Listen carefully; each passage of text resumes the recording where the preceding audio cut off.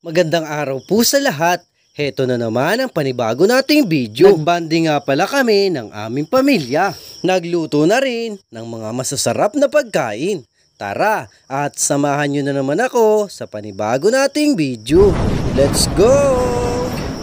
Alright mga katalong, welcome back sa ating channel. For today's video ay sinalubong nga pala natin si Kuya Ubet.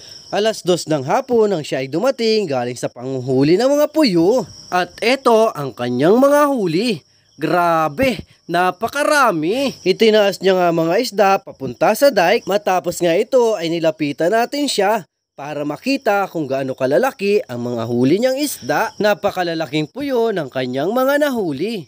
Sa inyong lugar po ba mga idol, anong tawag sa ganitong isda? Bukod sa puyo ay may huli din siyang 3 perasong gulyasan. Akala ko nga ay yun lang ang kanyang mga huli. Pero nang lumapit tayo sa bangka ay nagulat tayo dahil sa may malaking isda. Sa part nga na ito ay nahirapan siyang iangat ang isdang malaki. Also ang tawag namin dito. Sa inyong lugar po ba mga idol, anong tawag sa ganitong isda? Nang maitaas na nga ang lahat ng isda ay muli natin itong binalikan upang makita kung gaano karami at gaano kalalaki ang mga isdang nahuli ni Kuya Ubet.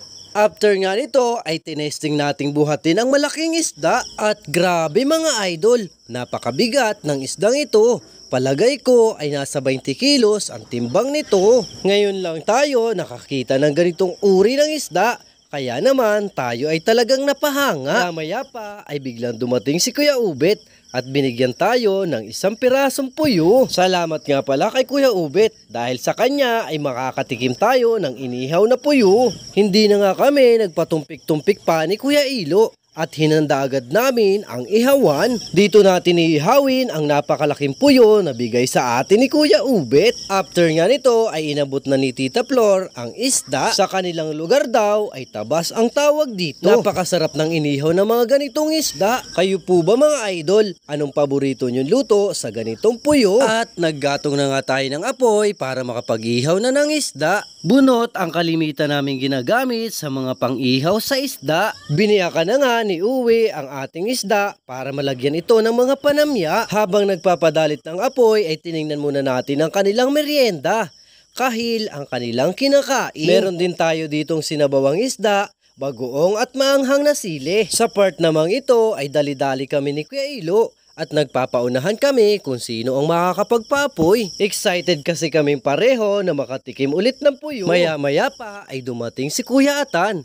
Dala-dala ang fishing rod na pangregalo sa atin. Grabe mga idol! Sobrang tuwa talaga ang ating naramdaman. Matagal ko na kasing pangarap magkaroon ng ganito. Dahil kay Kuya Atan ay natupad na ang pangarap ko. Dinemo niya din sa akin kung paano ang paggamit ng fishing rod. Inosente pa kasi tayo sa gamit na ganito. Matagal na akong nangangarap na makabili ng fishing rod. At dahil nga sa kahirapan ay hindi kaya ng ating budget. Dati raw kasi ay pangarap ni Kuya Atan na mag-vlog. At dahil sa pagkabisi niya sa trabaho ay hindi natuloy ito. Kaya ang kanyang mga fishing rods ay na-stock lang sa kanilang bahay. At nang malaman niya na tayo ay nagbablog, agad-agad niyang ibinigay ang kanyang fishing rod sa atin. Abot langit talaga ang ngiti natin dito mga idol. At sobrang nagpapasalamat din tayo kay Lord dahil sa kanyang mga blessings. Nagpapasalamat din tayo sa mga taong laging nanonood sa atin. Sa mga nagko-comment, nagre-react ay napakalaking tulong po ito para sa amin. Bukod sa fishing rod ay binigyan din tayo ni Kuya Ata ng fishing bait. Napakagandang pamain daw nito kapag nagjijigging. Ayos na mga idol. May magagamit na tayo sa sunod nating fishing adventure. Sa part ngang ito ay napasayaw pa tayo mga idol dahil sa tuwa sa pagkakaroon ng fishing rod. After nga nito ay niligpit na natin ang regalo sa atin. Matapos nga ito ay pumunta tayo sa aking misis dahil luto na ang kanyang nilagang saging. Saktong-sakto ito sa ating maanghang na sili at bagoong. Kaya nga pala kami nandito ay dahil nagbanding kami at nagbakasyon ng aking tiyuhin. After nga nito ay ginayat-gayat na natin ang mga panamya.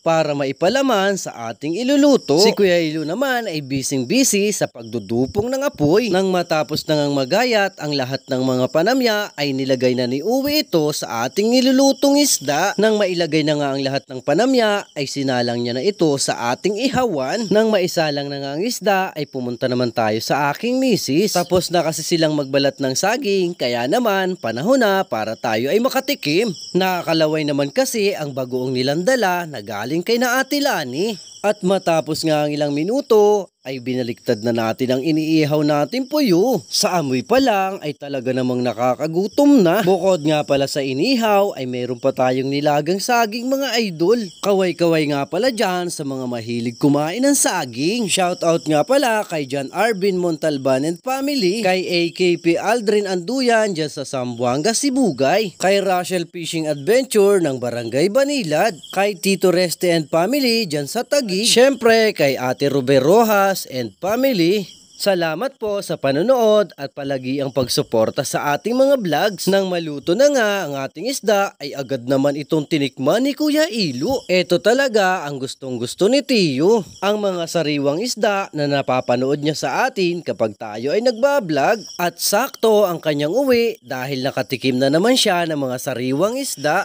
Hinati nga namin ang isda para makatikim ang aking asawa at pati na rin si Tita. At kita nyo naman mga idol, sa itsura pa lang ng ating inihaw ay talagang nakakatakam na. At syempre, hindi rin tayo magpapahuli na makatikim nito. Isinawsaw ko na nga ito sa napakaanghang na sawsawan. At eto po ang first bite ko para sa inyo. Sarap. Kain po tayo mga katalong.